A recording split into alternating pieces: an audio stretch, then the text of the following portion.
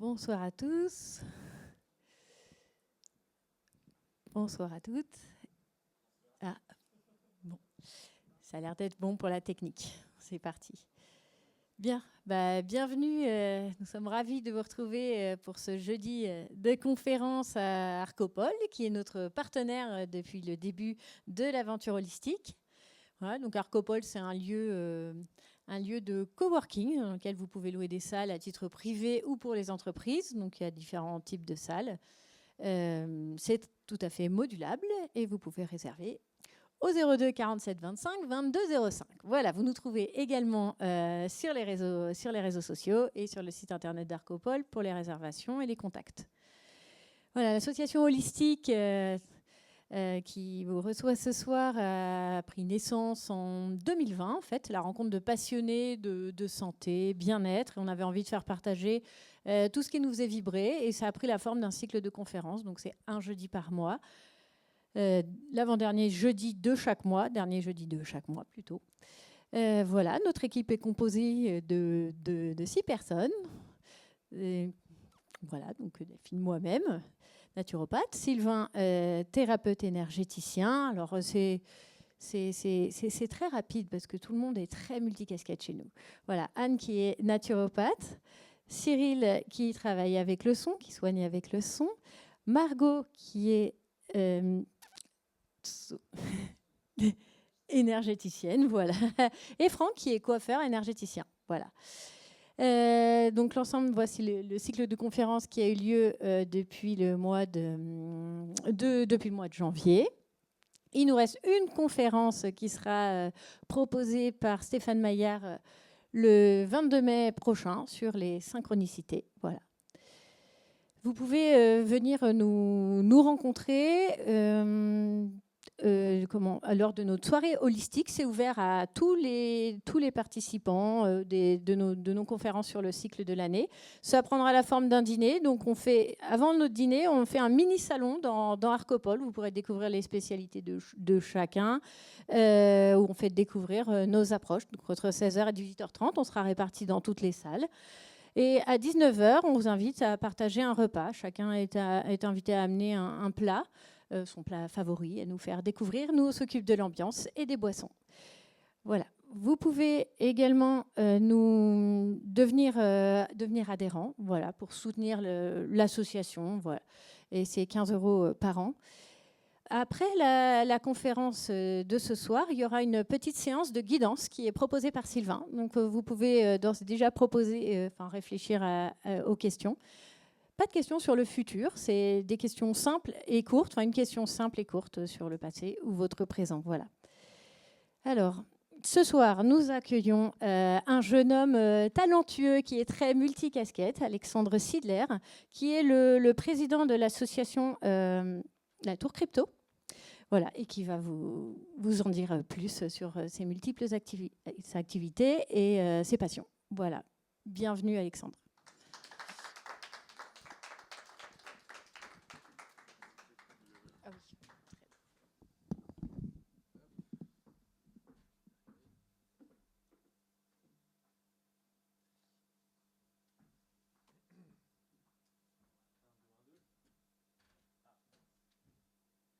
Ça a marché tout à l'heure. Ah si, voilà, nickel.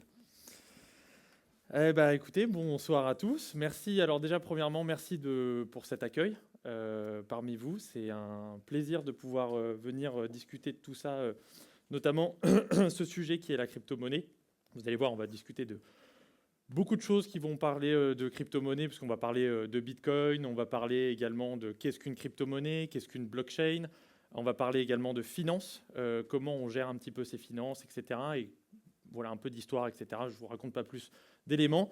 Vous allez voir que ça va être assez intéressant. En tout cas, merci pour l'accueil et puis j'espère que cette conférence vous plaira. Dans tous les cas, si vous avez des questions ou n'importe quelle interrogation, etc., vous n'hésitez pas. Soit vous m'interrompez maintenant, apparemment non, et puis vous gardez vos questions pour après la conférence. Alors, aujourd'hui, je vais vous présenter, comme vous pouvez le voir, la crypto-monnaie a un rôle clé dans la société de demain. Je pense que levez la main un petit peu, savoir si qui a déjà entendu de crypto-monnaie dans cette salle. Bon, tout le monde. Qui sait ce qu'est une crypto-monnaie? Voilà, ok, très bien. Et qui sait qu'est-ce que c'est une blockchain? Vous serez capable de m'expliquer ce que c'est une blockchain? Voilà, on a un peu moins de monde. Très bien. Ok. Donc le but de cette conférence aujourd'hui, ça va vraiment permettre d'essayer de démystifier le monde de la crypto-monnaie, des blockchains et du Web3, de vous donner beaucoup plus d'éléments pour comprendre ce qu'est ce milieu, à quoi ça sert, comment ça a été créé, pourquoi ça a été créé et comment vous pouvez en tirer parti aujourd'hui, de manière concrète. Alors, petite présentation, moi je m'appelle Alexandre Sidler, j'ai 33 ans, ça fait à peu près 6 ans que j'investis dans différents milieux, notamment la crypto-monnaie. J'investis en bourse, j'investis en immobilier, j'investis énormément parce que c'est quelque chose qui me passionne. Mais pourquoi aujourd'hui en fait j'investis? C'est assez intéressant parce qu'il y a 6 ans, j'aurais jamais été capable de faire une conférence comme je vous la fais aujourd'hui parce que je n'avais strictement 0 € sur mon compte. Et tous les mois. Et pourtant, je gagnais un bon salaire. Hein. J'étais à Paris, j'étais ingénieur en informatique, je gagnais plus de 3 000 € par mois en tant que célibataire. J'avais très peu de loyer, mais je passais mon temps à faire la fête et à tout dépenser, acheter. Dès que j'avais envie d'acheter un truc, je l'achetais. Et parfois, je finissais même dans le négatif, quitte à même parfois devoir, parce que qui dit gros salaire, dit payer des impôts, à devoir faire un prêt dans une banque pour payer mes impôts. Vous imaginez quand même. Et puis j'ai même fait un jour, en pire, un prêt à la consommation pour payer mes impôts. Donc je vous raconte pas le pourcentage. Donc j'ai continué à faire ça, etc. Jusqu'au jour en fait où j'étais dans une entreprise, une petite start-up, tout se passait bien et du jour au lendemain, coup près, je suis viré. Voilà. Je ne sais pas pourquoi je suis viré, pour X ou Y raison. Là n'est pas le but, mais bon, je me retrouve sans rien. Et c'est-à-dire que je me dis, ok, j'ai vécu pendant 5-6 ans de ma vie avec mon salaire, donc tout allait bien, hein, la vie était belle, sauf que le jour où vous n'avez plus de rentrée d'argent, il faut payer les factures, il faut payer son loyer, il faut payer ses charges, et puis tout de suite, ça devient un peu plus compliqué. Donc je me suis dit, en fait, je ne peux pas vivre sur une seule source de revenus. Donc il était intéressant de se poser la question, comment, en fait, déjà ne plus arriver dans ce type de problématique et de créer plusieurs sources de revenus. Donc je me suis formé, etc. J'ai commencé à regarder la crypto-monnaie, les investissements, comment on fait pour gagner de l'argent, monter des entreprises. Il y a énormément de possibilités. Et le but, je pense que vous l'aurez compris, c'est d'aller chercher plusieurs sources de revenus parce que si vous en perdez une ou deux, vous en avez toujours 3-4 qui vont permettre en fait de garder un petit peu le cap et garder un peu la tête hors de l'eau. Et donc aujourd'hui, ça fait 6 ans que j'investis globalement et ça va faire 4 ans que j'investis dans le monde des crypto-monnaies. Alors pourquoi 4 ans? Parce que j'ai commencé à investir un petit peu mon argent dans différents secteurs, immobilier, bourse, etc. Et puis un jour, en 2021, on m'a parlé de crypto-monnaie, on m'a parlé de Bitcoin. Je pense que s'il y a des gens qui étaient déjà là, c'était l'euphorie. Tout le monde disait la crypto, on peut faire x10, x20, x30, c'est génial, tu mets de l'argent, le lendemain, tu es à x10. Voilà, le fameux argent magique qu'on attend tous un petit peu de la crypto. Et puis je l'ai fait. Hein. Puis j'ai perdu des milliers d'euros. Pourquoi? Parce qu'en fait, tout simplement, et j'y reviendrai un petit peu dans cette conférence, c'est qu'en fait, c'est un marché cyclique. On a des montées et des descentes. Et en fait, j'ai investi au pic du marché haussier. Et donc au moment en fait où j'ai commencé à investir à ce moment-là, toutes les personnes qui attendaient ce moment-là parce que connaissent le marché ont vendu et j'ai perdu des milliers d'euros parce qu'il y a des projets qui ont perdu complètement 90% de leurs finances, qui ont fait faillite, etc. Donc on a toujours l'adage pas vendu, pas perdu, mais quand le projet il n'existe plus, vous avez quand même perdu votre argent. Donc vous essayez de vendre un minimum ce que vous pourrez récupérer des miettes, entre guillemets, et puis on repart à zéro. Donc, suite à cette claque, je me suis dit, j'avais deux options. Première option, c'était de me dire, en fait, c'est complètement, c'est de l'escroquerie, comme la plupart des gens, 90% pensent sur le monde des crypto-monnaies. Ou alors, je me suis dit, attends, je vais essayer de comprendre pourquoi j'ai tout perdu. Et là, j'ai commencé à investir sur moi-même, c'est-à-dire à me former. Je me suis payé une formation en crypto-monnaie, j'ai commencé à qui m'a coûté un petit bras à l'époque. Et ça m'a permis en fait de comprendre comment fonctionnait le monde des crypto-monnaies, comment fonctionnaient les blockchains, comment fonctionnait le Web3 et tout cet univers. Et en fait, aujourd'hui, c'est un élément qui est très très vaste. Et pour vous donner un exemple, en 4 mois, j'avais déjà remboursé ma formation. Donc, suite à ça, donc là maintenant, voilà, ça fait quelques années que je suis dans ce milieu-là, et on a décidé avec quelques copains de monter une association qui s'appelle La Tour Crypto. On est des passionnés, typiquement, on a différents portefeuilles dans le monde de la crypto-monnaie, mais le but aujourd'hui, c'est vraiment d'améliorer la visibilité et de vous apporter de l'éducation autour du Web3. Créer un réseau d'entraide également, parce que pour nous, aujourd'hui, nous, on ne gagne rien. Je crois que l'abonnement, aujourd'hui, on est à 20 € par an. On va peut-être le même passer à 10. Le but, c'est vraiment pas de faire de l'argent sur vous, on capitalise en fait sur le réseau. On est persuadé qu'aujourd'hui, vous avez 2 types d'investisseurs. Vous avez les requins qui vont jouer tout seuls. Malheureusement, un requin, il n'a que 2 yeux. Nous, on va plutôt jouer dans une meute de loups. C'est-à-dire, plus on va être présent, plus on va être nombreux, plus on va avoir des facilités d'avoir des yeux un peu partout. Parce que c'est ça aussi la crypto-monnaie et les investissements en général, c'est de trouver les bonnes opportunités au bon moment. Et le réseau, c'est super important. Vous verrez si vous voulez discuter de tout ça, vous avez des liens pour accéder à notre Discord qui est complètement gratuit à la fin de cette conférence.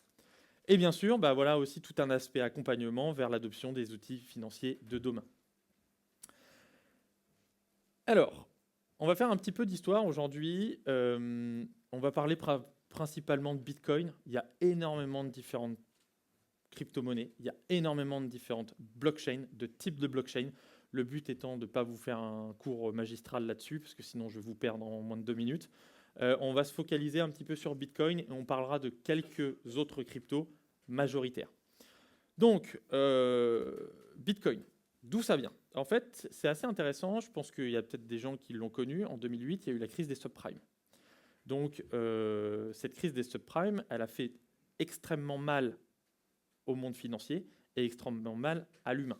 Il y a des gens qui ont perdu la vie parce qu'ils ont clairement perdu l'entièreté de leurs assets financiers. Et suite en fait à cette crise de 2008, je ne reviendrai pas sur l'aspect historique, mais je vous invite à regarder ce qui s'est passé lors de cette crise.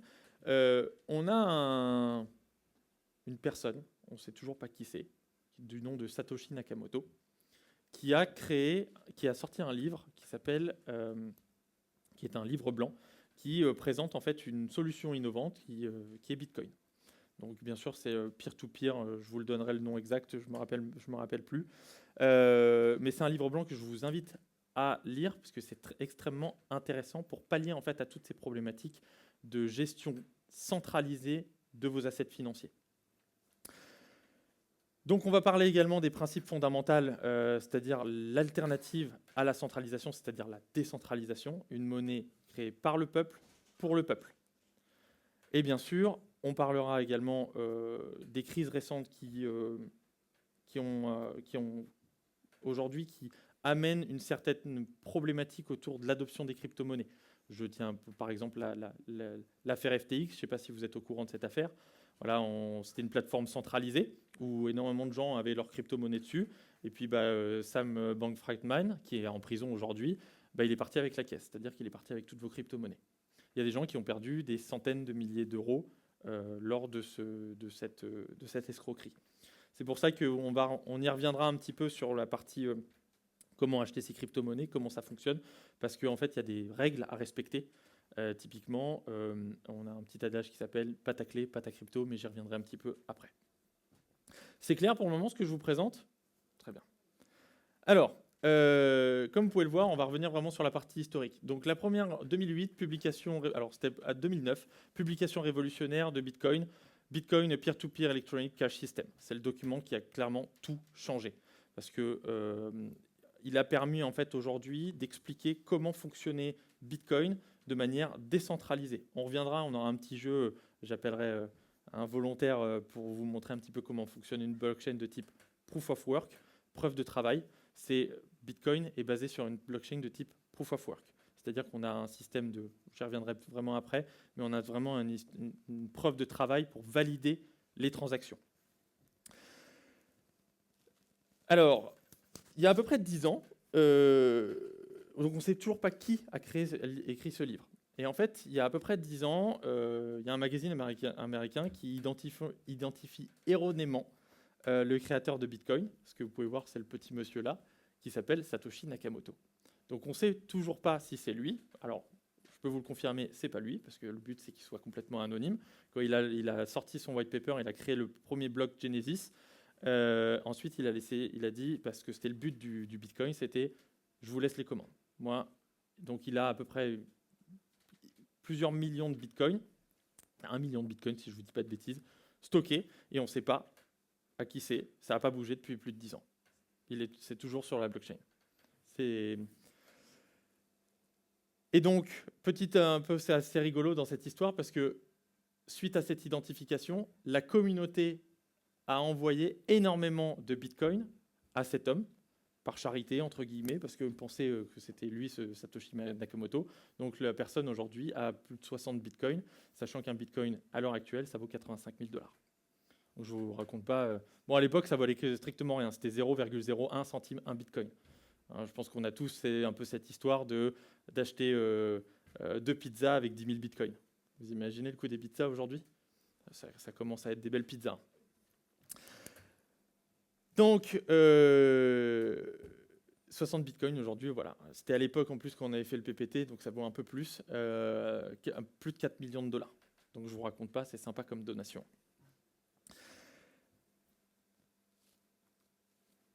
Là, on va parler un petit peu plus de comment fonctionne une blockchain de type Proof of Work. Donc, le but d'une blockchain de Proof of Work, on va y revenir un petit peu après, je vous le fais vraiment très rapidement.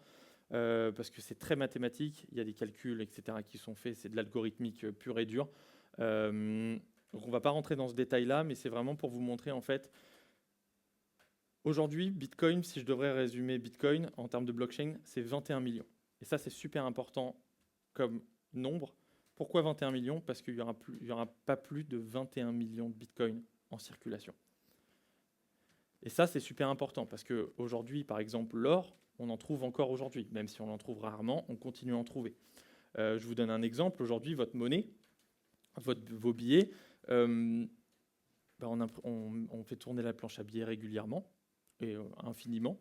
Et c'est pas adossé c'est adossé nulle part. Donc on continue à imprimer. Et plus vous avez aujourd'hui des billets en circulation qui sont imprimés sans aucune valeur derrière, plus vous perdez une valeur de votre monnaie. C'est ce qu'on dit souvent aujourd'hui, grosse problématique, on se dit souvent là avec l'inflation, oui les prix augmentent, ça devient insupportable, mais non en fait les prix n'augmentent pas.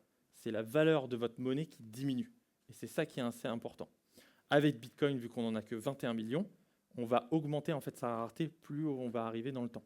Et vous allez voir comment on fait pour générer du Bitcoin au fur et à mesure du temps. Donc une blockchain, c'est une chaîne de blocs. On y reviendra un petit peu après sur ce que c'est un bloc, très simplement. Et c'est une blockchain de type preuve de travail, c'est-à-dire qu'on va avoir des personnes qui vont devoir valider chaque transaction qui vont être réalisées.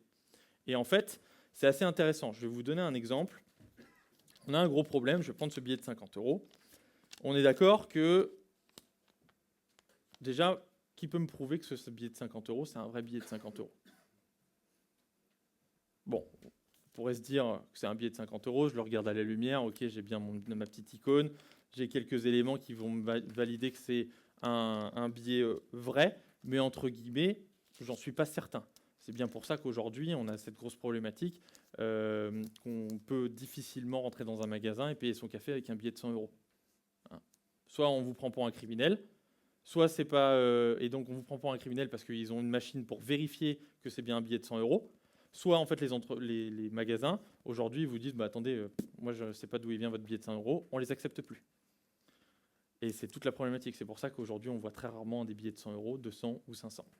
Donc on a le premier problème, la falsification.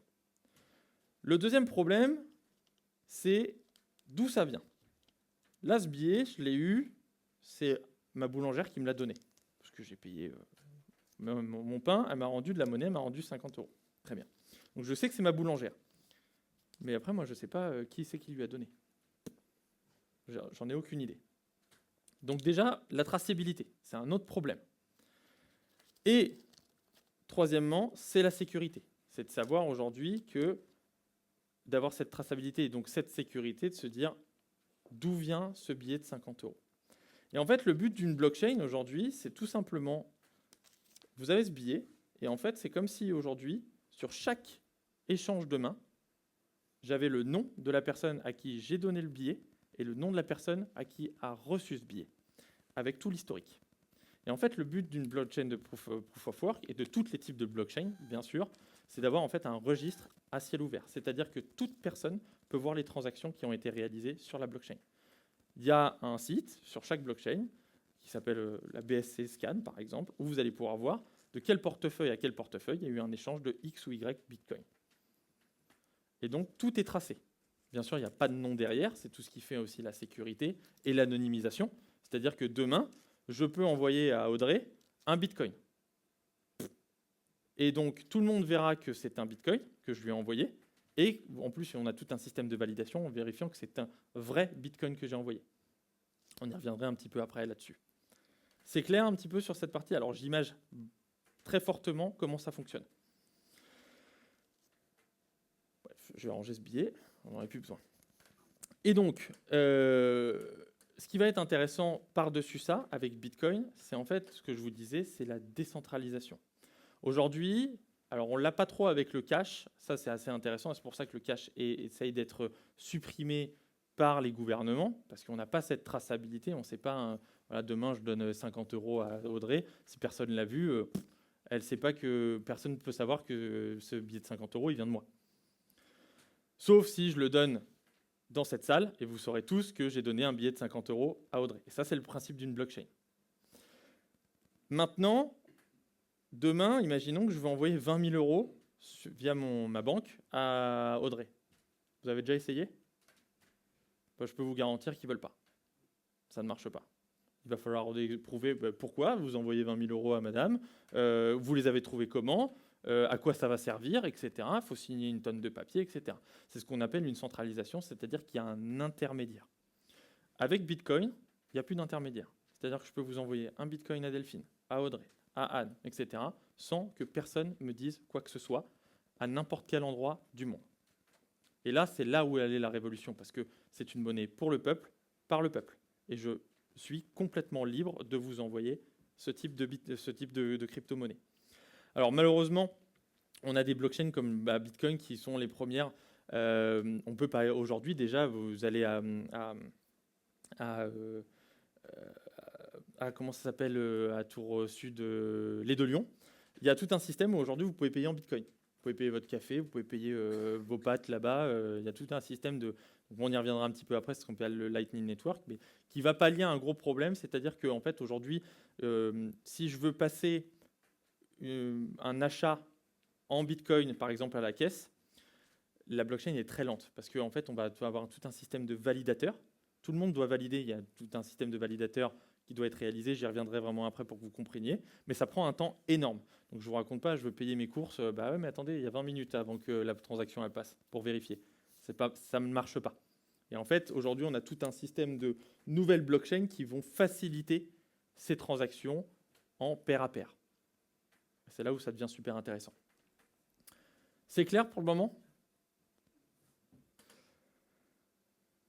Alors, ce qui va être intéressant maintenant, c'est de comprendre un petit peu comment fonctionne une blockchain. Donc, je vais passer là-dessus. On va faire un petit exercice. Vous allez voir, j'ai pris des duplos. C'est super simple. Vous allez voir, c'est assez simple à comprendre. Donc là, on va rentrer un peu plus dans la technique. Hop. Tac. Et voilà, tac. Hop, hop. Je vous donne l'énoncé. Hop, ça j'en ai plus besoin et ça j'en ai pas besoin. Hop là. Ok. Donc, ces duplos-là, c'est ce qu'on appelle un bloc. Ok, on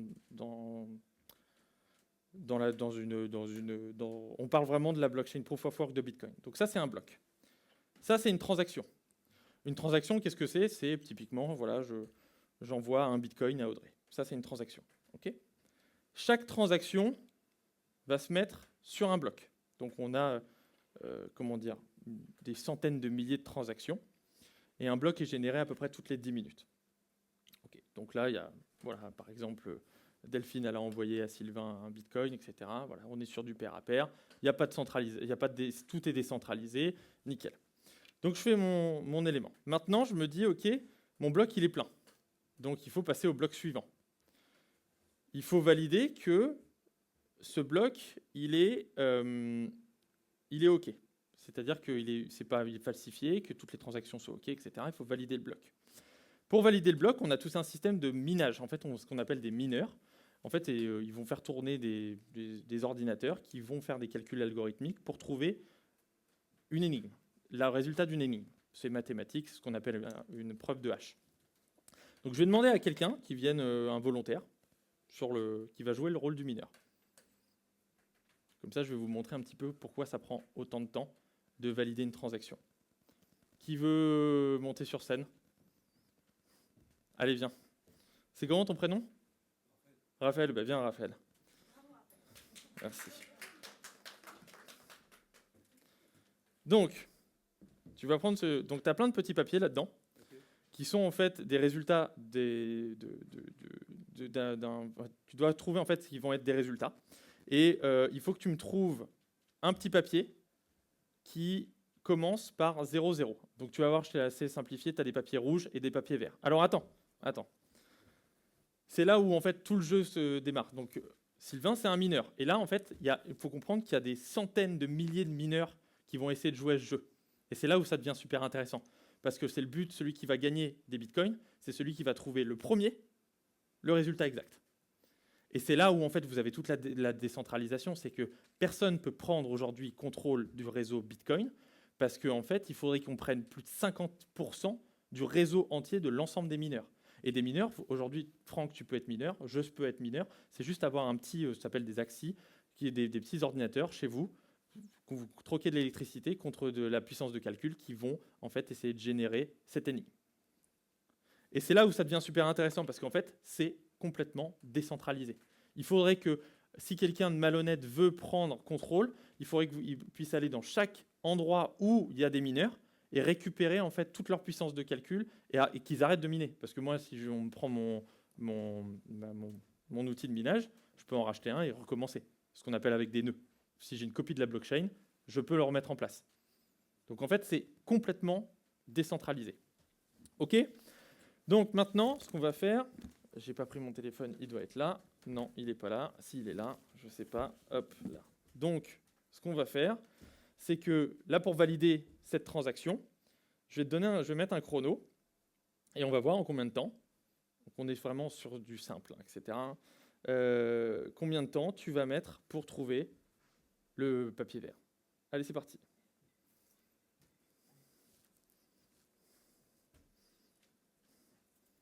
Voilà, donc là, en fait, pour chaque bloc, ça peut... C'est bon? Ok. Tu as pris 10 secondes. C'est bon, je suis riche. Alors, bah là, typiquement, ouais, mais c'est là où ça devient super intéressant, parce que là, Raphaël, bah, il est monté sur scène, il a mis de l'argent pour avoir sa machine de minage ou plusieurs, il paye de l'électricité, il n'a pas fait ça pour rien, on est d'accord. Donc, il faut le rémunérer, et donc, il vient de toucher 3,125 bitcoins.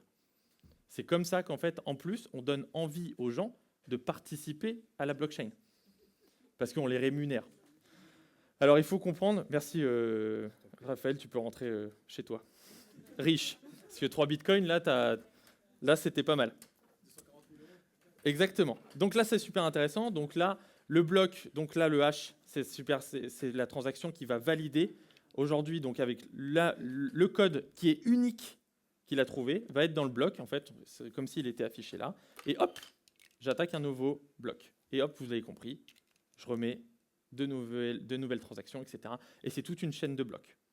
Donc si il m'arrivait par malheur d'essayer de falsifier par exemple ce hash, qui est unique, en fait ça ferait une dissolution des blocs, et tous les blocs avant, il faudrait que je puisse reminer chaque bloc pour vérifier moi-même, pour complètement falsifier toute la blockchain, ce qui est complètement impossible parce qu'il y a des centaines de milliers de mineurs à chaque bloc qui vont essayer de rivaliser face à moi.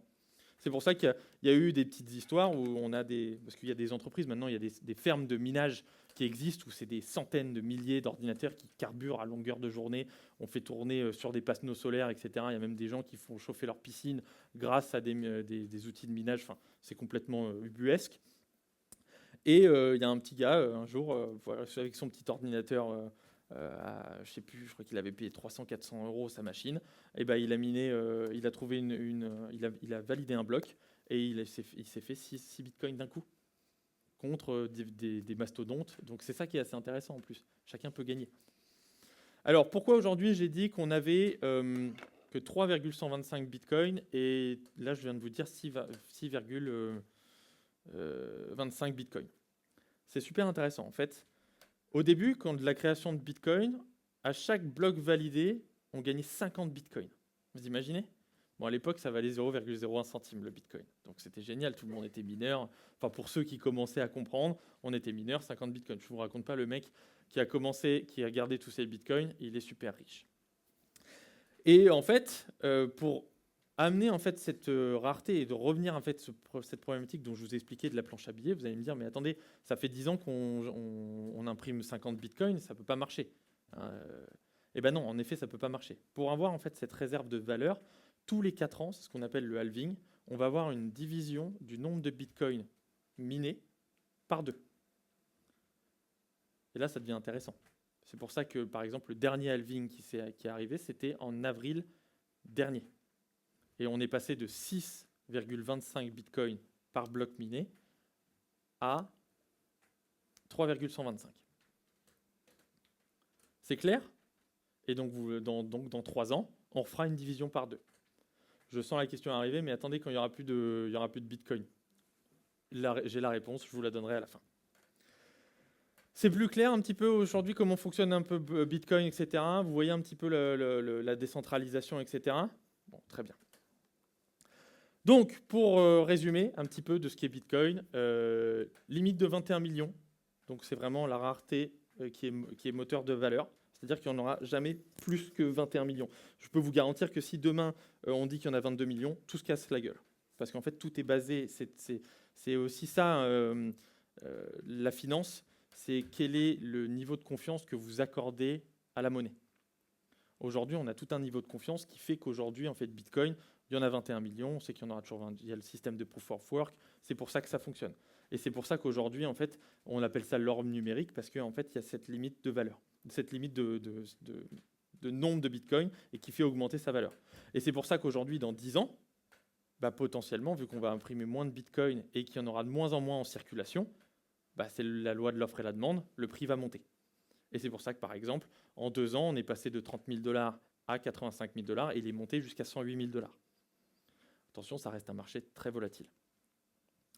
Mais voilà, moi j'aurais une petite technique à vous donner. Il faut suivre l'argent pour savoir comment s'enrichir. Il faut suivre l'argent. Vous regardez les gros, les BlackRock, les Vanguard, les Fidelity. En ce moment, par exemple, quand c'est avec tous les tarifs de Trump, etc., il y a eu un crash du marché. Et ben, il y a énormément de grosses entreprises qui rachètent aujourd'hui. Ben, moi, je fais comme eux, je rachète en ce moment-là, tout simplement. Et c'est tout l'aspect cyclique qui va être intéressant, on en reparlera. En 2021, on était sur la partie euphorique, c'est-à-dire que les retail, donc les personnes comme vous et moi, on s'est dit, bah, c'est génial, il y avait des gens qui faisaient des x10, des x20 à longueur de journée. On s'est dit, bah, pourquoi pas tenter ma chance, pendant que derrière, en fait, il y a des gens qui attendent ce type d'euphorie pour vendre tous leurs profits qu'ils ont accumulés pendant des phases de baisse. Voilà. C'est l'adage, hein, vendre, acheter au son des canons et vendre au son des clairons. C'est toujours le principe. On n'achète jamais une bougie verte, on achète une bougie rouge. C'est le principe de base. Donc, c'est également une réserve de valeur, parce que c'est complètement une protection contre l'inflation. Aujourd'hui, ce que je vous disais précédemment, votre argent, vous allez me dire, ok, c'est super, j'épargne sur mon livret A, il est à 3%, alors là, aujourd'hui, il est à 2,25%, mais vous avez une inflation. L'année dernière, on a eu une inflation entre 6 et 8%. C'est-à-dire que typiquement, l'argent que vous avez mis sur votre livret A, vous avez perdu de l'argent. Parce que vous avez moins performé que l'inflation. Et là, ça devient compliqué. Parce que même des placements poussés par des banques, aujourd'hui, ne vous rapportent, vous fait perdre de l'argent. Alors, je ne vous raconte pas l'argent qui dort sur votre compte courant. Voilà. Là, avec Bitcoin, aujourd'hui, par exemple, cette année, on a fait 116%. En 2024, on a fait 116%. Bon, je ne vous raconte pas... c'est bien joli, bien sûr, mais bon, quand vous achetez à 108 000 et qu'il retombe à 85 000, il faut avoir les reins accrochés. Donc, il y a tout cet aspect volatilité qui est assez important à comprendre. C'est l'un des premiers réseaux aujourd'hui qui a été mis en place. Donc maintenant, il y a énormément de nouvelles blockchains, notamment par exemple la petite sœur de Bitcoin qui est Ethereum. Je ne sais pas si vous connaissez. Et en fait, aujourd'hui, Ethereum, c'est l'un des plus gros acteurs aujourd'hui qui va permettre en fait toute la finance décentralisée. C'est eux qui ont mis en place les smart contracts et les applications décentralisées qui a ouvert aujourd'hui au Web3. Donc tout est basé sur Ethereum, donc c'est super intéressant en fait. C'est une crypto aujourd'hui qui est inflationniste, qui avant était en proof of work, comme Bitcoin, mais qui était inflationniste à souhait, et qui est maintenant en proof of staking, en preuve de stacking, c'est-à-dire que vous êtes, on pourra en parler peut-être plus précisément après, si on a encore un peu de temps, mais c'est comprendre qu'aujourd'hui en fait vous allez avoir des Ethers. Ces Ethereum, vous allez les stacker qui vont vous rapporter de l'argent. Et en fait, vous allez être validateur grâce à votre stacking. C'est tout un système mécanique, etc. On peut se faire slasher. Bon, bref, j'y reviendrai un peu après parce que sinon, je vais vous perdre. Et ensuite, aujourd'hui, c'est la plus grosse adoption commerciale parce que déjà, il y a eu les ETF Bitcoin. Je ne sais pas si vous êtes au courant de ça. C'est arrivé il y a l'année dernière. Énormément aujourd'hui d'entreprises achètent du Bitcoin. Par exemple, MicroStrategy, qui est stratégie maintenant, ils ont plus de quasiment 550 000 Bitcoins. Et on a énormément d'entreprises et de particuliers qui achètent de plus en plus de Bitcoin aujourd'hui comme réserve de valeur et pour se défendre un petit peu contre cette inflation et les problématiques économiques qu'on peut rencontrer dans le monde, surtout en ce moment. Donc c'est super intéressant parce que malgré les guerres, la guerre en Ukraine, malgré les tarifs, malgré le Covid, etc., Bitcoin, il est toujours vers le haut et il sera toujours vers le haut. Donc c'est pour ça qu'aujourd'hui, la question, c'est de savoir est-ce que c'est le bon moment d'acheter. Si aujourd'hui, vous voyez à 20, 30 ans, la réponse est oui. Si c'est aujourd'hui, c'est pour boursicoter, entre guillemets, faire du spéculatif, il faudrait rentrer un peu plus dans le détail. Je vous dirai pas d'acheter ou pas. Ce n'est pas un conseil en investissement.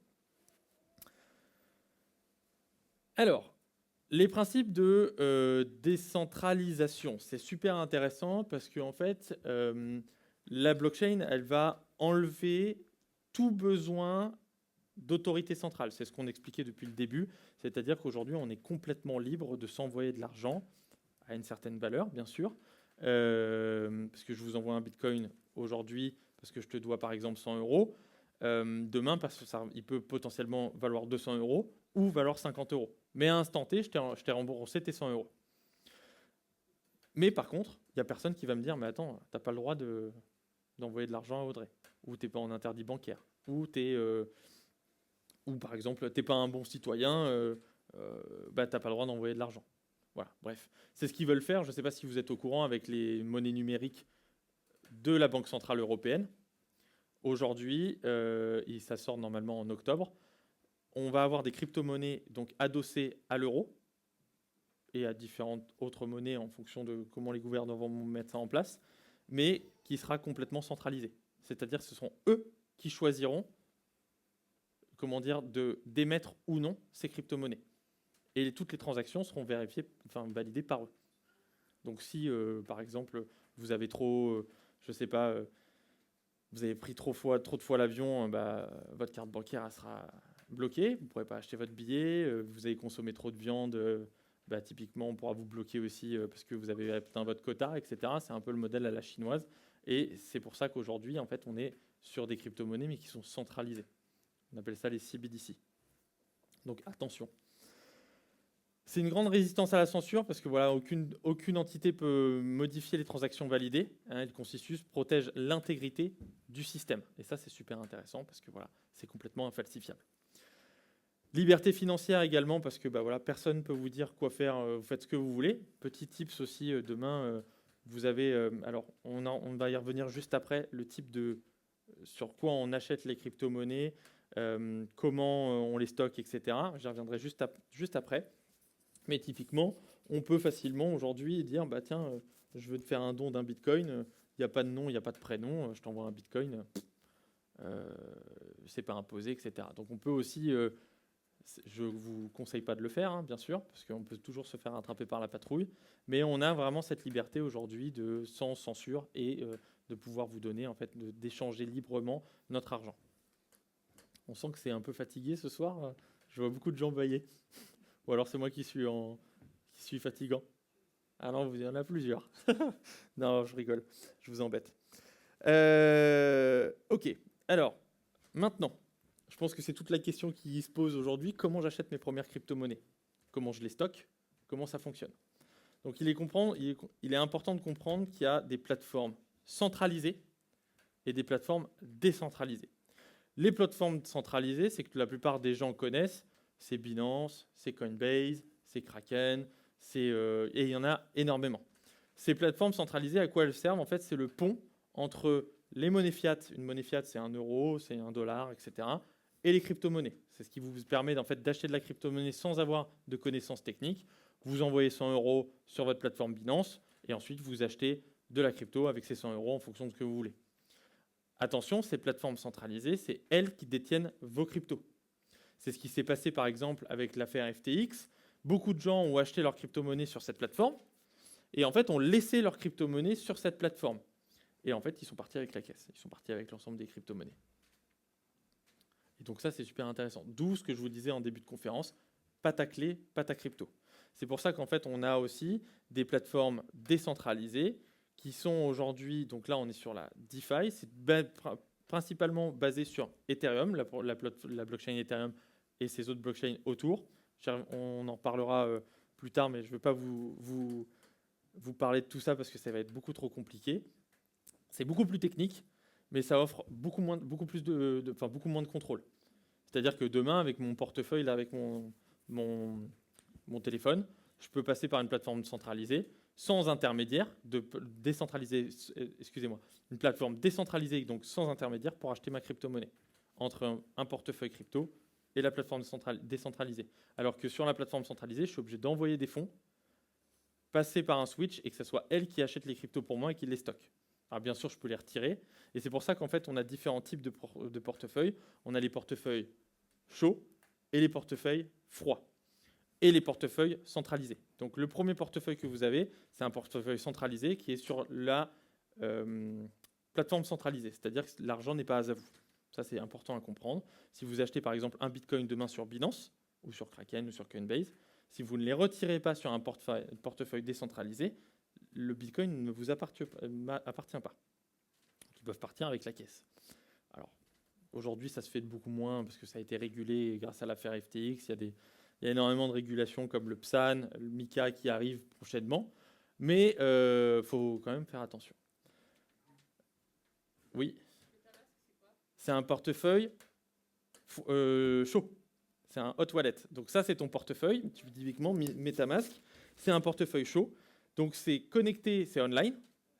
Et donc, tu vas pouvoir passer par des plateformes décentralisées, comme je l'expliquais précédemment, pour acheter tes crypto-monnaies. Et ça, c'est ton portefeuille qui t'appartient, à toi. Comment? Non, c'est pas centralisé, exactement. Par contre, ça ne craint pas rien parce que vu qu'il est sur ton ordinateur, bah, tu peux être soumis à des hacks. C'est-à-dire quelqu'un qui récupère ta clé. Parce qu'en fait, quand vous créez un portefeuille chaud, vous allez avoir une clé de 12 à 24 mots. Cette clé que vous allez générer aléatoirement, c'est votre clé d'entrée et de sortie. C'est ce qui va vous permettre de dire, par exemple, demain, je change d'ordinateur, je veux réinstaller mon portefeuille. Il me faut cette clé pour réimporter en fait, l'ensemble des informations présentes sur mon portefeuille. Il est important à comprendre que les crypto-monnaies ne sont pas directement sur votre portefeuille. Elles sont sur la blockchain, mais c'est grâce à votre portefeuille que vous accédez aux crypto-monnaies qui sont stockées sur la blockchain. C'est comme un coffre-fort. Il n'y a que vous qui devez avoir la clé. Mais ce qui est assez intéressant, c'est que demain, Par exemple, c'est ce que l'erreur de beaucoup de gens font. Bah, je crée mon portefeuille chaud, j'ai ma clé de 24 mots. En 24 mots, en plus, c'est des mots complètement ubuesques, hein. Il faut arriver à les retenir. Et bah, du coup, je me dis, bah, tiens, je vais y mettre un bloc-notes, je vais le mettre sur mon ordinateur. Puis il y a des gens qui mettent des petits trojans, qui récupèrent les 24 mots. Moi, si j'ai vos 24 mots, je peux me connecter dès maintenant et récupérer tous vos fonds. Comment ? Alors là, on parle de clés, donc on parle de portefeuille froid. Et là, ce portefeuille froid, donc là, ce que je parle, c'est un portefeuille chaud, c'est installé sur votre ordinateur. Ce n'est pas physique. Mais vous avez quand même une clé. Le portefeuille froid va permettre également de valider physiquement la transaction. Et c'est là où ça devient intéressant, parce que si vous n'avez pas accès à cette clé physique, et il y a énormément d'entreprises, comme par exemple Ledger, qui est une entreprise tourangelle, qui est une licorne. D'ailleurs, son patron l'un des associés s'est fait kidnapper. Vous avez dû voir, il a perdu un doigt. Ils ont essayé de le kidnapper pour lui soutirer des cryptos. Mauvaise idée, alors je vous déconseille de le faire, hein. On a tous les moyens aujourd'hui pour choper les mecs avant même qu'on envoie les crypto-monnaies. Et on peut même bloquer les fonds, parce que c'est complètement central. Enfin, c'est une blockchain, donc on peut bloquer les fonds de manière assez simple.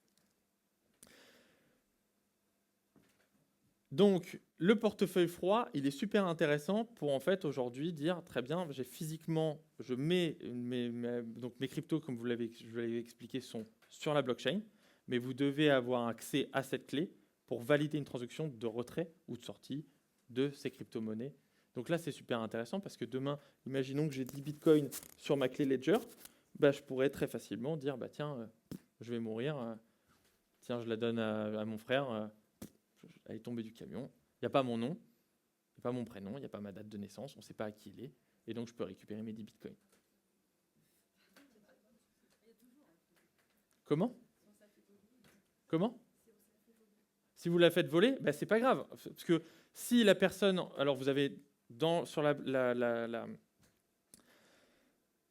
cette clé Ledger, vous allez avoir un code à 8 chiffres qu'il faut retenir, voilà, pour accéder à la clé, et puis vous pouvez la désactiver. L'important à garder, c'est les 24 mots. Parce que imaginons que ma clé Ledger, elle soit cassée, c'est de l'électronique. Ça veut dire que j'ai perdu mes 10 bitcoins. Non, je rachète une Ledger et je réimporte ma clé qui va me permettre d'accéder à mon coffre sur la blockchain. Et c'est ce que l'erreur, en fait, de la plupart des gens se disent, j'ai mes cryptos sur ma clé. Non, non, non. Les cryptos restent sur des blockchains. Et la clé va vous permettre, en fait, uniquement d'accéder physiquement à ces crypto-monnaies. Donc, je vous conseille fortement, si un jour vous achetez des crypto-monnaies, d'acheter une clé. D'où ce que je vous disais précédemment, un adage, pas ta clé, pas ta crypto. Parce que même un portefeuille chaud, vous pouvez vous faire hacker. Aujourd'hui, vous signez une transaction et vous donnez sans faire exprès, vous baladez sur Internet, vous appuyez sur... Parce qu'il faut comprendre que 99% des projets en crypto sont des arnaques. Il y a des gens aujourd'hui qui perdent des milliers d'euros tous les jours, et même encore aujourd'hui, là, à l'instant T, je suis sûr qu'il y a des gens qui se font siphonner leur wallet. C'est toute la problématique de la sécurité. C'est qu'en fait, c'est de l'informatique. Donc, il suffit de cliquer sur le mauvais endroit au mauvais moment et vous faites siphonner votre wallet. Mon beau-frère a perdu 10 000 euros la semaine il y a 6 mois à peu près.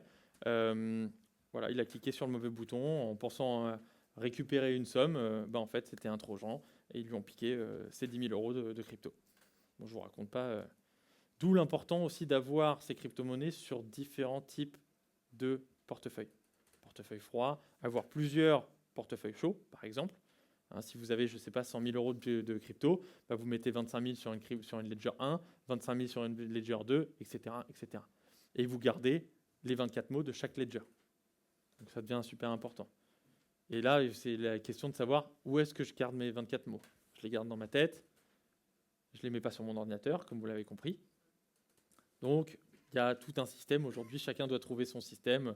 Il y a des gens qui par exemple, je sais que... Comment ? Oui, un carnet, mais bon, imagine-toi, ta maison, elle brûle. Avec le carnet. Comment ? Tu as perdu tes 24 mots, et c'est pour ça qu'aujourd'hui, il y a des gens... Parce que tout à l'heure, je vous disais, on a 21 millions de bitcoins, ce qui n'est pas tout à fait vrai. Aujourd'hui, on estime à peu près qu'il n'y en aura que 18 000 en circulation, parce qu'on estime qu'il y en a 4 millions qui sont perdus à jamais. Pourquoi ? parce que soit des cryptos qu'on a envoyés de Bitcoin sur la blockchain Bitcoin sur une autre blockchain, donc là ils sont à la douane et tant que ce ne sera jamais accepté, et vu que c'est accepté que par Bitcoin, on ne les récupérera jamais. Soit des gens qui ont acheté par exemple des Bitcoins sur leur disque dur à l'époque et puis ils ont perdu leur clé. On ne peut plus accéder au Bitcoin, donc ils sont stockés sur la blockchain mais personne n'a la clé pour accéder. Et personne ne pourra la retrouver. Soit il y a une petite anecdote comme ça, c'est un mec qui a, et encore aujourd'hui, hein, il avait plus de 1000 bitcoins, et en fait sur son disque, à l'époque, parce que c'était des petits disques durs, et en fait ça valait quasiment rien, mais il s'était dit je vais le garder. Et en fait sur une manip, un jour il a changé d'ordinateur, il a changé de disque dur, et en fait il s'est trompé de disque dur, et il a jeté le disque dur où il y avait les 1000 bitcoins à la décharge. Et en fait, il s'en est rendu compte un peu plus tard. Et aujourd'hui, il est encore en train de se battre. Il a monté des projets, il a fait une levée de fonds de plus de 10 millions d'euros, etc., pour aller récupérer, avoir le droit d'aller fouiller cette décharge pour récupérer ce fameux disque dur. Parce que dans cette décharge, il y a un disque dur d'une valeur de 1000 bitcoins. Je ne vous raconte pas 1000 bitcoins, combien ça fait aujourd'hui. Donc, voilà, et ça, des anecdotes comme ça, il y en a à tire-larigot. Et c'est pour ça qu'aujourd'hui, en fait, on se dit qu'il y a à peu près que 18 millions de bitcoins qui seront en circulation, parce qu'il y en a à peu près 4 millions qui ont disparu. 4 millions entre guillemets, sachant que sur ces 4 millions, il y en a 1 million qui a Satoshi Nakamoto, qui n'ont jamais bougé. Il y a des gens qui regardent tous les jours de savoir si son portefeuille, un jour, et ça bouge. Parce que je peux vous garantir que le jour où il y en a un qui bouge, de ces 1 million, ça peut aller très très très vite. Très très vite. Donc on verra ce que ça donne. À surveiller. Maintenant, les risques associés à la crypto-monnaie. Comme vous pouvez le voir, ça reste un marché très volatile. On n'est pas dans la bourse, on n'est pas sur de l'immobilier. Alors c'est très liquide, bien sûr. Demain, comme quand je vous disais, on peut faire des x10, x20. Encore aujourd'hui, on peut faire des x10 et x20. Je crois que la plus grosse belle somme que je me suis fait un jour, j'ai fait x44. L'important, c'est de savoir aussi à sortir à x44. C'est là où en fait on va rentrer dans toute la partie émotionnelle. Parce que quand vous avez mis 100 euros et vous faites que x44, vous êtes à 4400 euros, ça va faire x45, ça va faire x46, ça va faire x100. Elle est où ma limite? J'en sais rien. Et donc en fait on a tout cet aspect émotionnel qui fait qu'aujourd'hui la plupart, 90% des gens, perdent leur argent parce que ça a fait x44, mais le mec derrière qui est prêt, lui il vend à x44, et il y en a plein qui vendent, et donc ça fait chuter le prix. Et donc au bout d'un moment, en fait, vous finissez peut-être à x2, ou voire même à moins 50%, parce que vous n'avez pas su vendre au bon moment. C'est pour ça qu'il est extrêmement important dans la crypto-monnaie, mais même dans vos finances, c'est d'avoir une stratégie d'entrée et de sortie. Je vous donne un exemple. Demain, j'achète une crypto, par exemple, de l'Ether. Là, en ce moment, il est à 1500 $. Je sais que je rentre à 1500, et à 6000 $, je vends la totalité. Et à 4500, je vends 30% de mon portefeuille en Ether. Et je me garde mon plan. Alors, même si l'Ether monte à 12 000 €, j'aurais vendu à 6 000. Et mieux vaut gagner un petit peu que pas du tout, ou tout perdre. Et même chose, mon niveau de risque aujourd'hui, c'est que là, j'achète à 1500. Si demain, l'Ether descend à 500, je le garde. S'il descend à 400, je le vends. Parce que c'est ma stratégie d'entrée et c'est ma stratégie de sortie. Et c'est ce qui va permettre à vous, futurs investisseurs, je l'espère, d'éviter de faire des erreurs. Et ça, c'est en fonction de votre niveau de risque que vous allez mettre en place. Voilà, j'achète une crypto, j'ai fait x2, ok, je vends 50%, j'ai gagné ma mise, c'est bon, je récupère ma mise de départ, après je laisse tourner. Et après, je vends 25% par 25%, etc. Et même chose, pour acheter, on a différents types de mise en place d'achat. On appelle ça le DCA, par exemple. Vous connaissez le DCA? Dollar Cost Average. Bon, je crois qu'on a des gens qui sont assez pointus dans le milieu, du coup. Vous allez pouvoir en fait acheter à différentes zones de prix. Donc vous allez par exemple avoir 1000 €, et vous allez acheter en 10 fois, par exemple, en fonction de différents temps, sur une semaine, un mois, un an, tous les ans. Enfin, par exemple, ça c'est en fonction de votre besoin. Et vous allez acheter 100 € d'Ether toutes les semaines, tous les jours, ce qui va vous permettre en fait de lisser votre prix d'entrée, qu'il monte ou qu'il descende. Ou alors vous avez la possibilité de faire un lump sum, Le lump sum, c'est super simple, c'est en fait vous mettez tout d'un coup. En bourse, par exemple, sur le long terme, on est gagnant, soi-disant. C'est ce que les statistiques poussent là-dessus, sur le long terme, c'est-à-dire sur 20 ans. Sur la crypto, je vous le déconseille. Je vous le déconseille parce que ça reste quand même un marché très volatile. Deuxième problème, c'est voilà la partie des arnaques. Il y a énormément de schémas de Ponzi et d'escroqueries. Voilà, aujourd'hui, on a énormément de personnes, des hackers, qui se prennent un malin plaisir à voler votre argent parce que vous n'avez pas la notion en sécurité. Vous baladez sur des sites qui ne sont pas forcément très legit, sachant que 99% des projets aujourd'hui sont voués à mourir. Hein, parce qu'il faut comprendre qu'il y a énormément, il y a des millions de crypto-monnaies. Mais par exemple, sur ces millions, je crois qu'il n'y en a que 3 ou 4 000 qui ont une vraie utilité, entre guillemets. Le reste de ces crypto-monnaies, c'est des meme coins, par exemple. Alors, il est important de comprendre différents types de crypto-monnaies. Vous avez Bitcoin et vous avez les altcoins. Les altcoins, ça va être toutes les crypto-monnaies qui sont différentes de Bitcoin. Par exemple, Ethereum est un altcoin. XRP est un altcoin. Chainlink est un altcoin, etc. Et derrière ça, vous avez des meme coins. Vous connaissez un peu le Doge, je suppose. Voilà, le Doge, vous connaissez Elon Musk. Il a créé une crypto-monnaie aujourd'hui qui est une tête de chien. Ça n'a aucune valeur, enfin aucune utilité. C'est juste communautaire. Il y a des gens qui ont mis un paquet d'argent dedans et c'est purement spéculatif. Et en fait, la crypto-monnaie vit via sa communauté.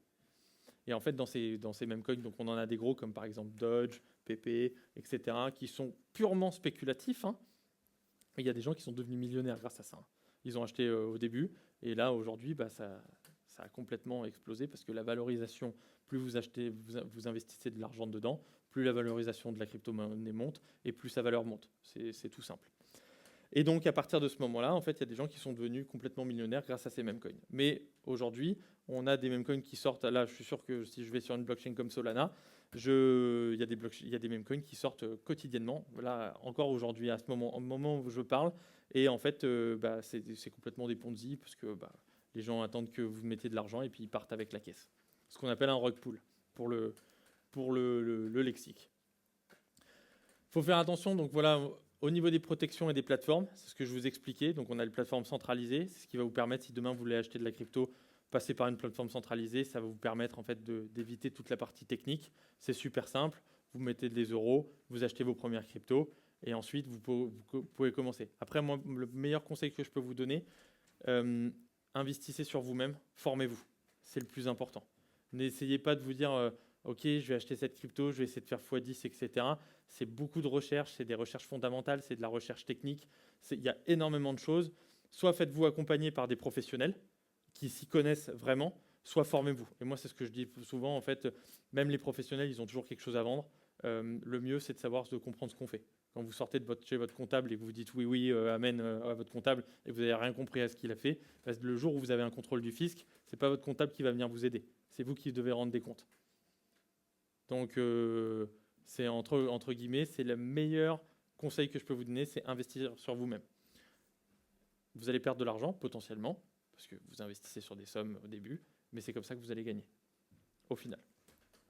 Et bien sûr, la gestion émotionnelle, donc là c'est super intéressant, c'est ce que je vous expliquais précédemment, c'est la clé des investisseurs. 99% des gens achètent quand ça monte et vendent quand ça descend. Il faut complètement faire une inversion, c'est-à-dire d'acheter quand ça descend et vendre quand ça monte. Et d'où d'avoir une stratégie de sortie et d'entrée. C'est super important à avoir en place.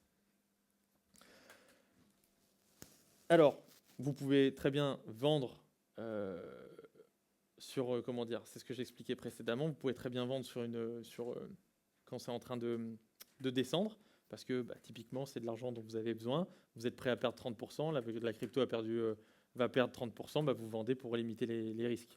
Et typiquement, c'est ce qu'on appelle une réassociation de portefeuille, c'est de revoir un petit peu votre portefeuille crypto-monnaie, et que ça soit aussi dans l'immobilier, la bourse, etc., et en fait de se dire très bien, cet actif-là, il est en train de sous-performer, je vais peut-être récupérer de l'argent, c'est toujours mieux que zéro, et réinvestir sur un actif qui va performer. Donc ça, après, c'est à vous de gérer un petit peu vos émotions et votre stratégie d'entrée et de sortie. Voilà, je vais terminer par ces éléments-là. J'espère que ça vous a plu. Donc, je suis resté vraiment très basique, très superficiel, parce que sinon, beaucoup d'informations plus techniques. Mais ce qu'il faut retenir, c'est qu'aujourd'hui, Bitcoin, c'est de la décentralisation, c'est de la sécurité et c'est de la liberté. C'est une prouesse innovatrice depuis 2008. Et aujourd'hui, malheureusement, on n'est pas conscient encore tout à fait de cette innovation. Pour vous donner un petit peu un schéma de comparaison, on est au même niveau en termes de courbe que l'adoption d'Internet au moment où en fait les gens vous disaient que Internet ne marchera jamais. Regardez aujourd'hui comment Internet drive nos vies. Je ne sais pas, si vous perdez votre téléphone, je ne vous raconte pas la crise de panique. Ça arrive à tout le monde. Malheureusement. Et donc le but aujourd'hui, c'est qu'on essaye de mettre en place un petit peu toute cette connaissance et pour vous amener à comprendre un peu ce monde et puis peut-être acheter vos premières crypto-monnaies parce que je suis persuadé que dans les 20-30 prochaines années, on payera qu'avec ça en fait, typiquement. Est-ce que vous avez des questions? Très bien, je crois qu'il y a un micro qui doit passer.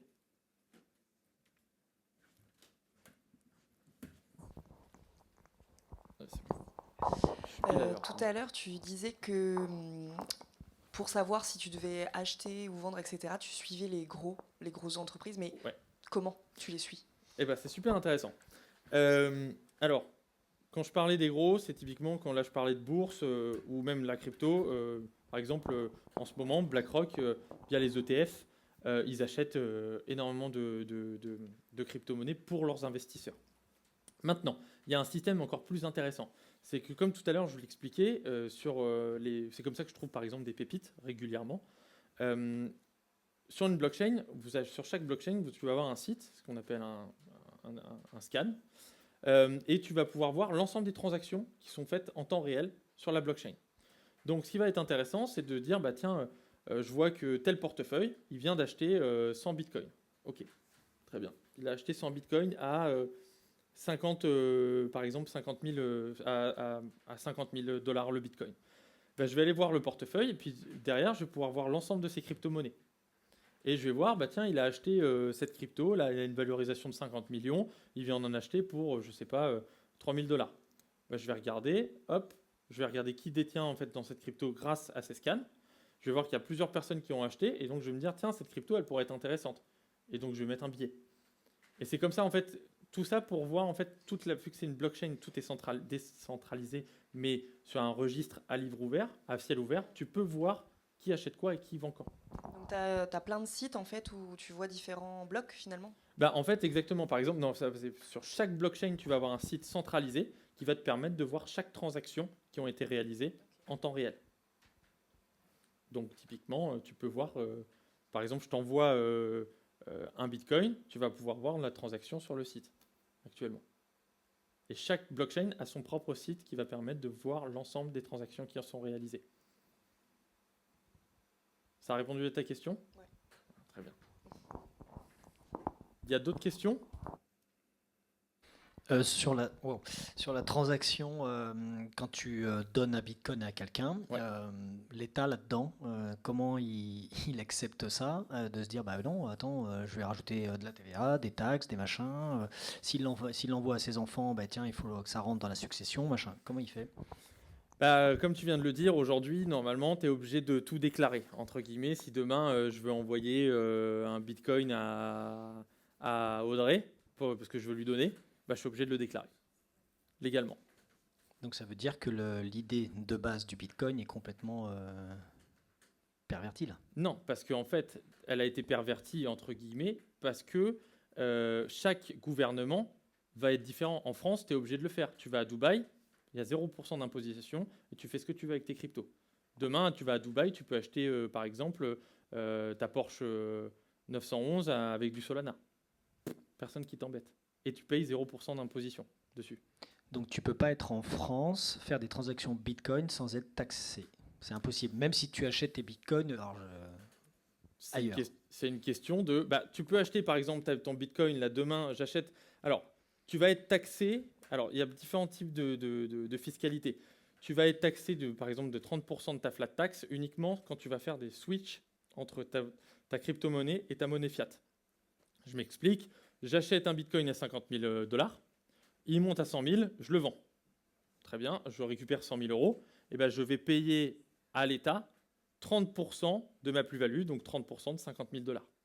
Parce que j'ai fait x2, donc je paye 30% sur 50 000 $, tout simplement.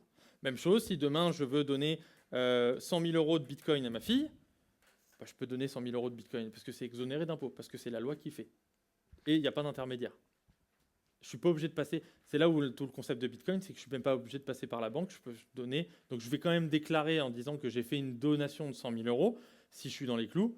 Mais sinon, si j'ai pas envie de le faire, je peux ne pas le faire. Et là, ça s'appelle un contrôle fiscal ou pas? Bah, si les contrôleurs du fisc connaissent ton portefeuille, oui, tu peux facilement te prendre un contrôle fiscal. S'ils ne connaissent pas ton portefeuille, c'est pour ça qu'aujourd'hui, il y a des systèmes de mixeurs qui vont permettre en fait, de dispatcher tes crypto-monnaies sur plein d'autres portefeuilles qui vont en fait brouiller les pistes pour éviter de se faire contrôler, entre guillemets. Parce qu'il faut qu'ils prouvent qu'il y a eu un échange ou une transaction, etc. Donc la question est de savoir est-ce que tu es honnête ou pas. Et ça, c'est chacun qui se regarde dans le miroir. Oui, la question, c'est pas tant l'honnêteté. Alors, oui, ça pourrait être aussi l'honnêteté de la création du Bitcoin. Parce que si je comprends bien, la création du Bitcoin, c'est justement j'échange ce que je veux. Personne n'a le droit de regard dessus. Tout à fait. Donc là, l'honnêteté, ça dépend de quel côté tu te mets. Exactement. Mais c'est bien pour ça qu'aujourd'hui, il veut mettre des régulations. Parce qu'à chaque fois qu'on vous parle de Bitcoin, c'est oui, c'est pour lui. Il y a énormément de blanchiment. Il y a énormément de gens qui ont payé de la drogue, des trafics d'organes, etc. Est-ce qu'on le sait ou pas? On n'en sait rien, c'est juste des transactions qui sont réalisées. Il n'y a aucun nom derrière les portefeuilles. Donc on ne peut pas savoir. Par contre, sous cet aspect de contrôle, on vous dit très bien, vous êtes obligé de déclarer tout ce que vous allez faire comme transaction. Et on a de plus en plus de régulations qui sont mises en place, comme là, par exemple la régulation PSAN, je vous inviterai à regarder, et qui arrive bientôt demain à la régulation MiCA, qui va nécessiter de dire, tiens, j'envoie maintenant un Bitcoin à Audrey, et ça va être moi, Alexandre Sidler, de ce portefeuille X, qui va envoyer à Audrey Blin à ce portefeuille Y. Donc à partir du moment où j'ai fait ça, le fisc connaît déjà ses portefeuilles. Et c'est à cause de ce que tu viens de dire qu'il y a tout ce système de régulation. Mais en effet, en 2010, il n'y avait aucune régulation de ces éléments-là. Et en fait, il y a une perversion des États sur la promesse de Bitcoin. Et c'est pour ça qu'il y a de plus en plus de blockchains qui se mettent en œuvre pour essayer de pallier avec cette problématique de liberticide, entre guillemets. Ça a répondu à ta question? Parfaitement. Super. D'autres questions? Je crois que je suis dans les temps en plus. 20h20. Oui. Ah, il faut le micro.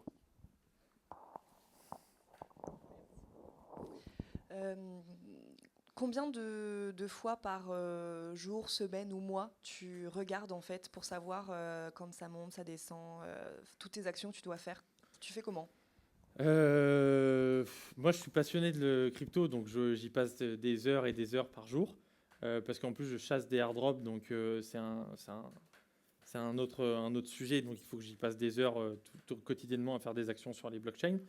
Mais en fait, ça va dépendre de de tes objectifs. En fait, ton objectif, demain, tu me dis, j'ai besoin de... parce que je crois en Bitcoin et je veux, dans 30 ans, avoir une somme X en Bitcoin. Okay. Sachant que tu pars du principe que ça va continuer à monter. Comme je te l'ai expliqué, c'est une question d'offre et de demande.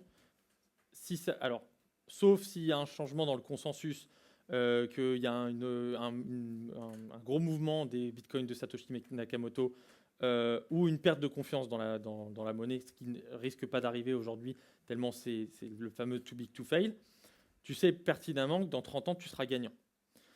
Donc, tu mets, je sais pas, 50 € ou 100 € ce que tu veux par mois, et tu regardes jamais, parce que le but, c'est que tu regardes dans 30 ans. Maintenant, si la question de se dire, tiens, je veux faire de boursicoter, entre guillemets, me faire une plus-value, dire, ok, je l'achète à 50, je le revends à 75 000, il faut que je regarde les éléments économiques, il faut que je vois qu'est-ce qui se passe actuellement, donc là, je vais y passer plus de temps. Donc, je ne peux pas te répondre, en fait, globalement, s'il faut passer 5, 10 minutes, 20 minutes par jour. Mais aujourd'hui, si tu as une stratégie long terme, c'est quoi? C'est 5 minutes par mois. Tu achètes tes cryptos, en plus, tu peux tout automatiser. Tu fais ça avec ta bourse, ton immobilier, etc. Parce que tu peux acheter des assets. Moi, j'ai un portefeuille immobilier. J'achète des assets immobiliers via de la crypto qui me rapporte un loyer hebdomadaire sur ces assets. Et donc, j'achète de la crypto, enfin ce qu'on appelle la tokenisation d'assets financiers, les RWA, qui va me permettre en fait d'acheter des parts d'une maison. Donc, malheureusement, c'est qu'aux États-Unis aujourd'hui. Donc, mon patrimoine immobilier, il est aux États-Unis. Mais ce qui va me permettre, à partir de 50 €, d'acheter de la crypto, enfin d'acheter une part d'immeuble ou de maison qui va me rapporter un petit loyer. Et ce qui va me permettre surtout d'acheter plusieurs petits bouts de biens qui va me permettre en fait de réduire mon risque. Parce que demain, tu achètes de l'immobilier, tu as trouvé une super affaire, tu achètes ton appart, etc. Super. Et là, ton locataire, il ne paye plus. En France, en plus. Trêve hivernale, tu te retrouves avec un crédit, tu ne peux pas le déloger. C'est des procédures, ça peut prendre 2-3 ans de procédure, etc. Mais toi, tu dois quand même payer ton crédit. Donc, moi, déjà, je limite le risque par ça. Bon, en plus, je suis aux États-Unis, donc quand tu ne payes pas ton loyer, tu te fais dégager au bout de 2 semaines. Voilà. Donc, il y a plein de sujets comme ça qui sont assez intéressants. Là, ça nous est arrivé à un de mes copains, mais pas à moi. Sa maison, il y a une de ses maisons qui a brûlé. Bon, au bout de 6 mois, il a été remboursé, donc il a dû payer quand même ses frais. Mais ce qui est assez intéressant, par exemple, c'est qu'en plus, tous les 6 mois, j'ai une revalorisation du token. Et je peux, j'ai une valorisation, entre guillemets, de mes loyers. Donc ça, c'est super intéressant. Tous les 6 mois, 1 an à peu près. Ça s'appelle Realty. On avait fait une conférence là-dessus, si ça vous intéresse, si vous voulez joindre notre Discord. Tout est en replay et on parle de tout ça. Donc voilà. Imaginons un scénario, l'effondrement. Donc il n'y a plus de système informatique, plus de système monétaire. On sait très bien que les billets, ça va très vite partir. Oui. On peut penser à juste titre que l'or peut rester valable parce que l'or, on peut en faire quelque chose. C'est-à-dire qu'on le transforme en matière, on peut faire des bijoux, et on sait très bien que ça marche depuis tout temps. Donc l'or, on sait que c'est une valeur dite refuge pour cette raison-là. Oui. Du coup, là, s'il y a un effondrement, le Bitcoin, est-ce que ça devient une valeur refuge? Si oui, comment? Alors, ça dépend de ton effondrement. Si tu me dis qu'il n'y a plus d'électricité, il n'y a plus de Bitcoin. Donc, clairement, la réponse est non. Voilà. Ça reste un actif numérique. Ok, c'est bien ce que je pensais. Voilà, tout à fait. Est-ce que tout ça, on peut le retrouver sur ta plateforme Discord en étant dans ton association? Bonne question. Aujourd'hui, en fait, sur notre plateforme Discord, ça va être plutôt une communauté d'échange. Donc, si tu as des questions, tu peux venir les poster ouvertement et tu auras toujours quelqu'un qui viendra te répondre. Le but, c'est vraiment qu'on échange. Donc, si tu as des questions. Donc, si on veut débuter pas à pas, c'est possible. Vous pouvez commencer par nous. Alors, nous, on n'est pas un organisme de formation. Et demain, par contre, moi, ce que j'organise, je fais des coachings, si ça peut t'intéresser, en dehors de l'association, sur lequel, en fait, je vais t'aider à aller chercher les bons endroits, enfin, les bonnes informations. En fait, tu sortiras du je sais pas que je sais pas à je sais que je sais pas, ce qui est beaucoup plus simple pour commencer à te former. Il y a quelqu'un qui n'a pas compris? Ah, très bien. Mais oui, en effet, ce que tu disais quand il faut, se former, investir sur soi-même. Complètement. Voilà. Et encore aujourd'hui, moi, je vous parle de tout ça, mais je me considère pas expert. Il y a énormément de sujets que je ne maîtrise pas. Si on va commencer à rentrer dans la tech, j'y comprends strictement pas grand-chose, alors que je fais de l'informatique. Donc c'est extrêmement, c'est des années et des années encore d'apprentissage, et c'est aussi ça que je fais aujourd'hui tous les jours, parce que quand je vous parle j'ai des actifs, on a des actifs, mais derrière moi, sur lequel je capitalise le plus, c'est que je continue à me former quotidiennement. Non, mais déjà, tu peux retransmettre ce que tu as déjà appris. Tout à fait, exactement. Et éviter, surtout, ce qu'on essaye en fait avec cette association, c'est que vous évitez de faire les mêmes erreurs qu'on a faites. Parce que moi, même avec mes copains, on a perdu des milliers d'euros parce qu'on n'a fait que des conneries. Par exemple, là, en ce moment, ça reste le bon moment. Alors, ce n'est pas un conseil d'investissement, bien sûr, mais ça reste un bon moment pour rentrer en crypto-monnaie. Quelqu'un qui rentre aujourd'hui en crypto-monnaie, qui rentre sur des cryptos comme Ethereum, par exemple, il rentre sur un point du marché le plus bas depuis plus de 2 ans. Donc tous les gens qui ont investi sur les 2 dernières années, ils sont perdants là aujourd'hui sur Ether. Après, est-ce que ça va continuer à descendre? Est-ce que ça va continuer à monter? On ne sait pas. Je ne m'appelle pas Madame Irma, malheureusement, donc je ne peux pas vous dire.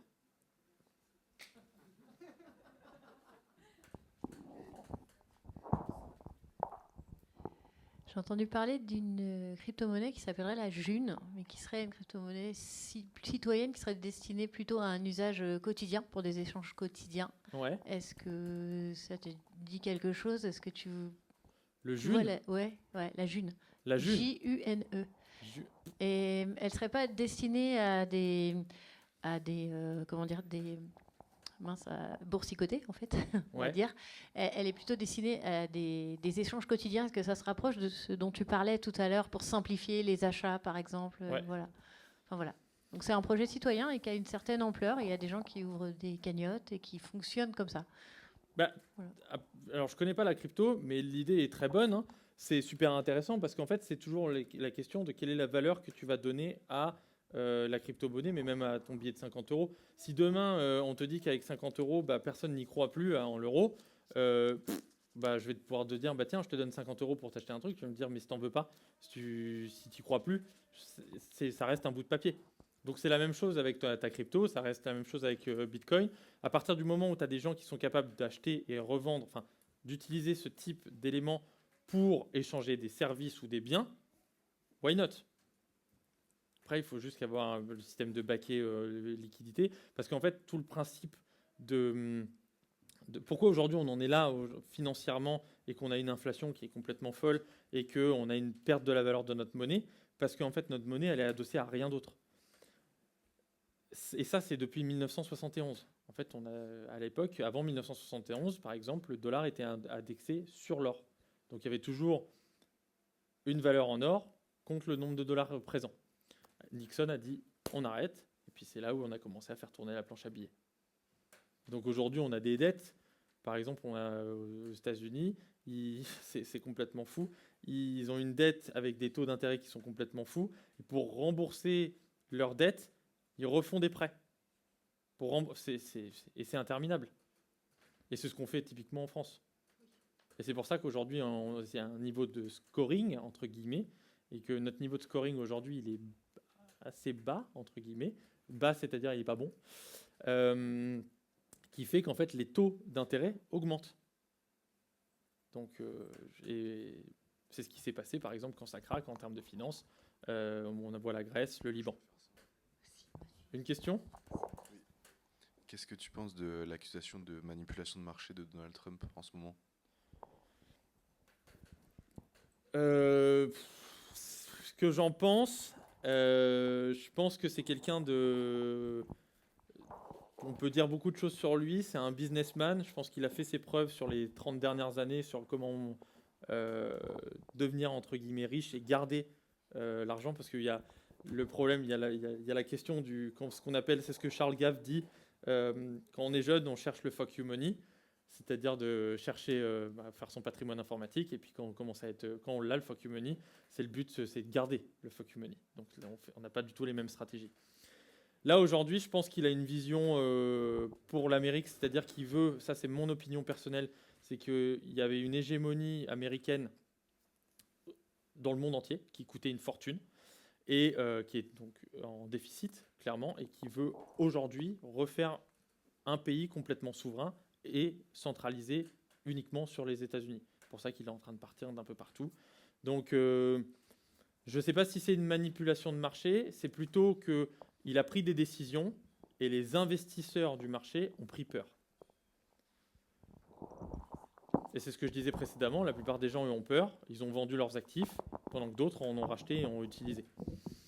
Je ne pourrais pas te dire si c'est une manipulation de marché ou pas. En tout cas, c'est sûr que s'il avait fait ça et qu'il a shorté le marché, ça peut être une manipulation de marché, mais bon, ça, aujourd'hui, on en a tous les jours. Je ne pourrais pas te dire. Ça peut l'être, ça peut pas l'être. En tout cas, dans son portefeuille, en tout cas, lui, n'a pas shorté le marché. Donc, on ne peut pas considérer que c'est une manipulation de marché. Mais par contre, Warren Buffett, aujourd'hui, il avait très bien anticipé cette chute et il a racheté énormément d'actifs pendant que ça se pétait la gueule.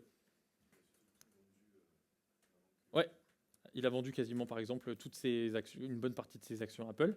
C'est l'un des plus gros milliardaires qui a fait, c'est le seul dans le top 10 qui a fait du bénéfice grâce à ce crack du marché. Voilà. Tu vois, une manipulation de marché, si ça avait été une manipulation de marché, Elon Musk, il n'aurait pas perdu 110 milliards. Il fait partie quand même de l'administration Trump.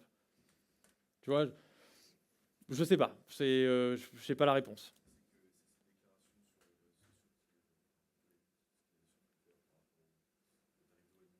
Oui, bah quand il a dit, par exemple, c'est le meilleur moment d'acheter et que 2 heures après, ça s'est remonté, ça peut être considéré comme de la manipulation de marché. Mais par exemple, Elon Musk, à chaque fois qu'il faisait un tweet pour le Dogecoin, par exemple, chaque fois qu'il faisait un tweet, le Dogecoin, il explosait. Parce que les gens achetaient en disant « Waouh, c'est génial, c'est le moment d'acheter ». Donc en fait, je pense qu'on ne peut pas parler de manipulation de marché. Pour moi, il y a une manipulation de marché s'il y a 1 ou 2 acteurs qui font l'ensemble qui vont acheter la totalité, qui va faire grimper le prix. Là, on est sur des investisseurs, des milliers d'investisseurs qui ont décidé, à cause de leurs émotions, de dire j'achète ou je vends. Par contre, oui, je pense qu'il y a un certain élément à comprendre, c'est qu'ils ont du poids de par leur discours qui potentiellement peut mettre en place des gros mouvements sur les marchés financiers. Voilà. Ça a répondu à ta question ? Mais on peut revenir aussi sur, je m'arrête juste là, le même coin de Trump. Ça, typiquement, ça n'a pas fait de la bonne pub pour la crypto, malheureusement. Et il y a des gens qui sont très bien enrichis là-dessus. Voilà, malheureusement. Ou heureusement, je ne sais pas. Bon, en tout cas, j'espère que ça vous a plu. Puis je suis disponible après pour plus de réponses.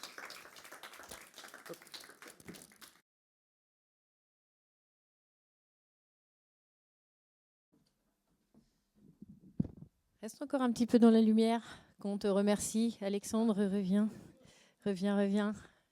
Voilà, on va te remercier vraiment de nous avoir partagé ta vision du bien-être que nous n'avions pas encore explorée à Holistic. Donc merci beaucoup. Et puis c'était vraiment très bien de boucler ça avec la gestion émotionnelle. Voilà, à vos fleurs de bac. Ouais. Bonne soirée, merci beaucoup. Et on le retrouve après à l'apéritif. Alors... Voilà, on accueille notre petit intermède